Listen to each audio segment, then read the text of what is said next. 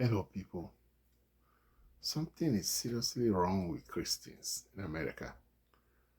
Something is seriously wrong with Christians in America. I don't know why we often want to fit a presidential candidate into Christianity. I don't know why the post of a president, we always want to measure it through the eyes of the Bible. Whereas, the doctor that takes care of us, the doctor that make decisions that can make us die or live, the doctor that prescribe medication, that do procedures that can kill us, we don't require them to be born again before they can be our doctors. Your pharmacist, they want to give you the medication that can save your life or that can kill you. Medication is sick anyway. High blood pressure, diabetes, all kind of cancer, all kind of stuff. Well, if they stop taking medication, Christians don't have faith to be healed anyway. So we live on medication. So our pharmacists have a big role in our life. We don't require the doctor to be saved, be born again. We don't require the pharmacist to know God. As a matter of fact, most pharmacists, they are Indians, they are Asians, or they are from somewhere else where not many of them are Christians. They can be Buddhists, they can be involved in all kind of stuff. We don't ask for all that. Where we buy our stuff, our grocery, all the places we go, the stores we go to, we can go eat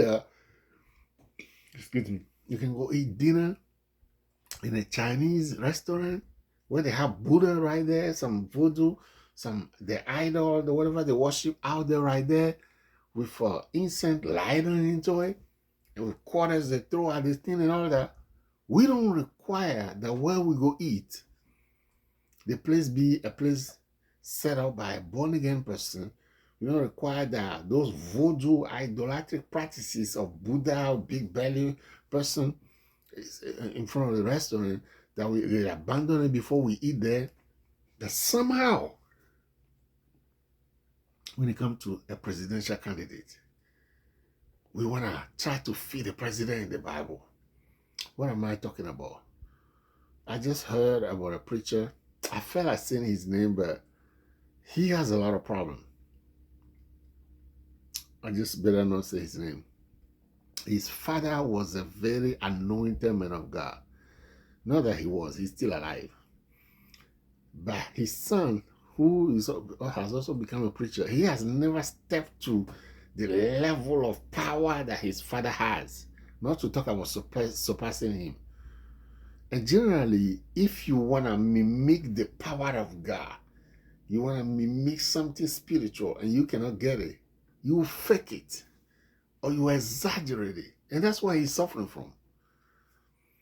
So this pastor is saying that, this preacher is saying that to support Kamala Harris is to support a murderer, to support a lesbian, a homosexual, and all those bad things, sinful things.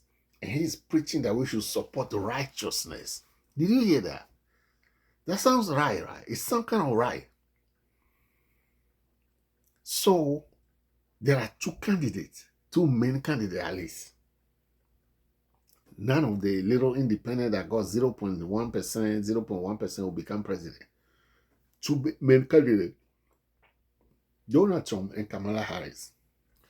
So this preacher is saying, if you vote for Kamala Harris, you are voting for unrighteousness. You are voting for sinner, a murderer, a gay, somebody who supports gay and all that. What about Donald Trump?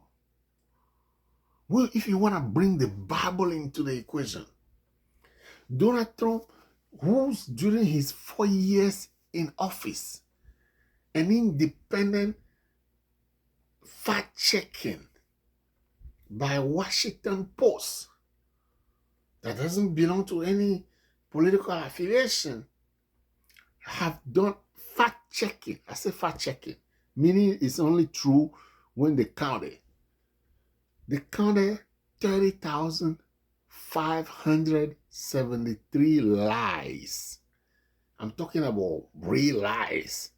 Not the one that, it might be true, it might not be true. I'm talking about the one they can check. During the 4-year presidency of Donald Trump, 30,573 lies. I don't know anybody who has lied that much. To be honest, I don't think the devil has lied that much. The devil himself. And Trump is the one to go to incite people to go destroy our democracy. When he lost the election, he asked people to revote and to go against certifying the election. He called for people who almost killed his own vice president. Trump is a Machiavellic man. Somebody on YouTube created a page called 45 where he said Donald Trump fit perfectly into the Antichrist, or whatever you call him. People, if you want to talk about, there are two, you say, don't vote for this one. Who are we going to vote for? So the preacher going to tell me his analysis of Trump. Well, he's talking about Kamala believe in freedom. People, sorry, but are we lost in our mind? Are we lost in our mind? Like we're losing something in there? They say freedom. They're not saying go do abortion. They say they give you the freedom to choose. The Democrats are not saying you should commit abortion. I remember during Obama time said many people will commit abortion. Many women will commit abortion. They're facing a situation. And Obama has created a solution for those situations. Maybe the lady is pregnant and the boyfriend does not want to claim responsibility. The lady doesn't have a lot of money to take care of the baby. She want to consider abortion. Obama have program where those people can call a number. They will help them through pregnancy. They will have the baby. And Obama put it out clearly that it's only when the mother's health is in danger or the baby is in danger or the mother have the choice. Did you hear that? The choice. Christianity, what do we have? We have the choice. I can go fornicate now if I want to. I can smoke weed now if I want to. I can do whatever I want to do right now. Because I have the choice. Christianity is not about forcing something on people. Even the Bible said, God said, I put life and death before you. Choose. God doesn't even force us. So they are telling you to choose, that nobody should force a response on you, that you should have the freedom to choose. And we are looking at that like horrible. Oh my goodness. See, sometimes Christian, we are too spiritually, we are too heavenly minded, we are actually no good. We don't think properly. Did you hear that? Freedom. You choose. People are not saying commit abortion. That's how they make it sound like. No. Choose, decide. And as a Christian, that's what we should preach. That people should have freedom to choose because that's what God gave us. People refuse to worship God. God doesn't kill them. They have consequences to face later on. Because they have freedom, they can choose. God will not even force them. So why do you want to impose something on people? If you impose, is it still them or is you then? What kind of craziness is that?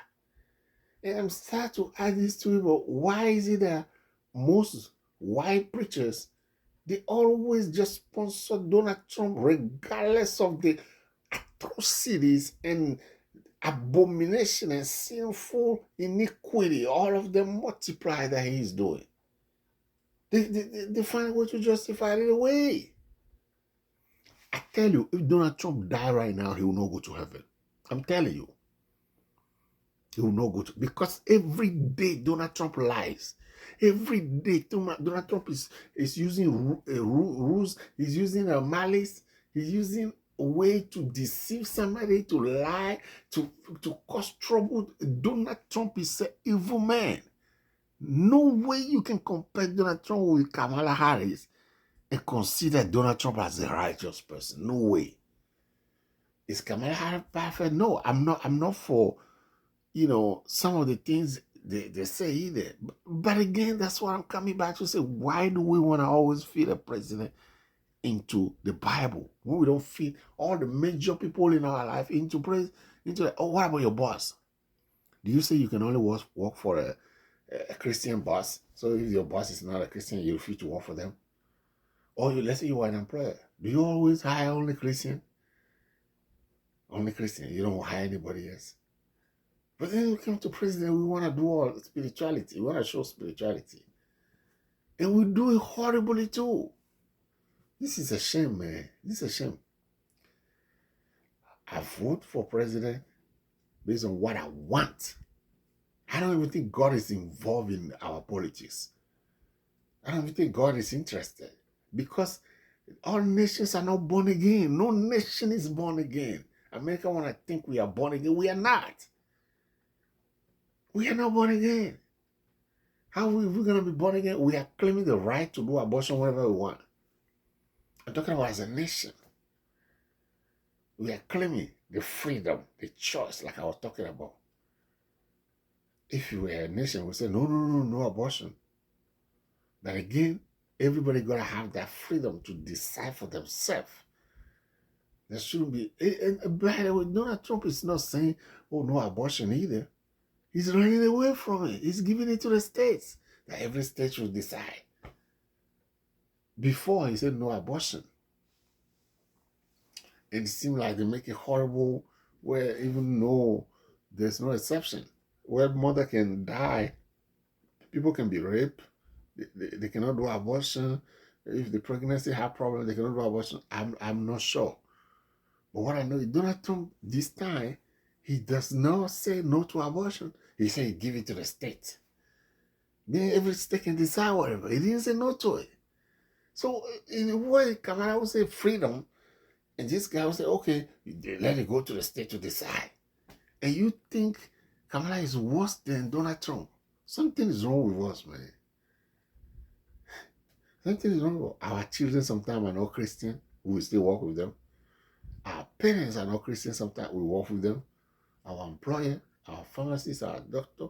When they become president, we want them to be perfect. When we are not even perfect ourselves. This is so sad. So sad.